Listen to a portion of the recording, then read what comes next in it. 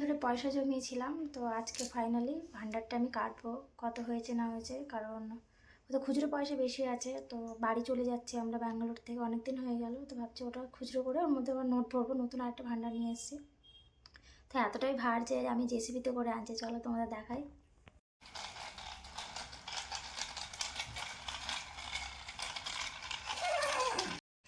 তো এই যে আমার জেসিবিতে করে চাকু এসছে। আর এই যে এটা না হলেও প্রায় 3 কেজি বা 5 কেজি হবে, তাই না? হয়ে যাবে নতুন। তো চলো এটা কাটা যাক। আর এটা হচ্ছে আমার বুকু বাবার গাড়ি, একটু মজা করার জন্য দিলাম। খারাপ লাগছে কাটতে, এখনো মানে ভর্তি হয়নি, কিছুটা বাকি আছে।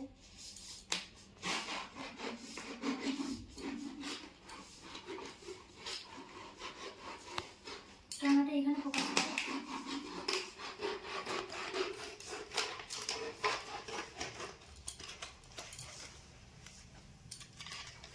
যতটা পেরেছি আর কি এর মধ্যে রেখেছি।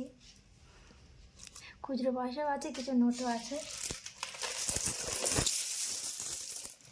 এটা হচ্ছে আমার মধ্যে এটা হচ্ছে আমার লক্ষ্মীর ভাণ্ডার। মানে এটা জমিয়েছি আমি প্রায় 2 বছর ধরে। মানে সেরকম পয়সা ফেলা হয় না, মানে যখন মনে থাকে পয়সা দিয়ে একটু খুচরো পাই তখনই করি। 2 বছর, হ্যাঁ, বুকু যখন পেটেছিল তখন থেকে এটা করা হয়েছে। বুকুর এখনো 2 বছর পূর্ণ হয়নি, তো প্রায় 2-2.5 বছরের উপরে হয়ে গেছে।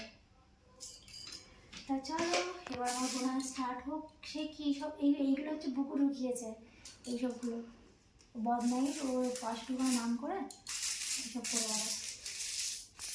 এগুলো এবারে গুনে নিই কত কী হচ্ছে, তারপর তোমাদের জানিয়ে। আর তোমরাও গেট করো যে এটা এগুলো সব মিলিয়ে কত টাকা হতে পারে।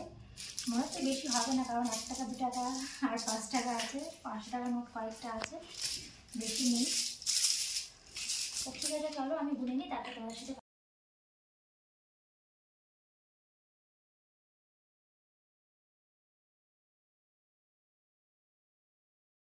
টোটাল হয়েছে এখানে খুচরো আর নোট মিলে 2,500 টাকা।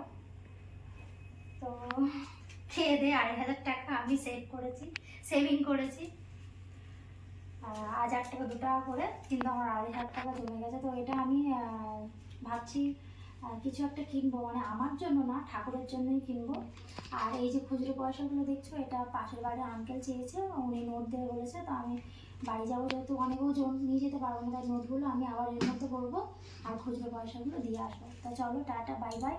আর ভিডিওটা ভালো লাগলে অবশ্যই একটা লাইক করে দিও। চলো বাই, ভালো থাকবে।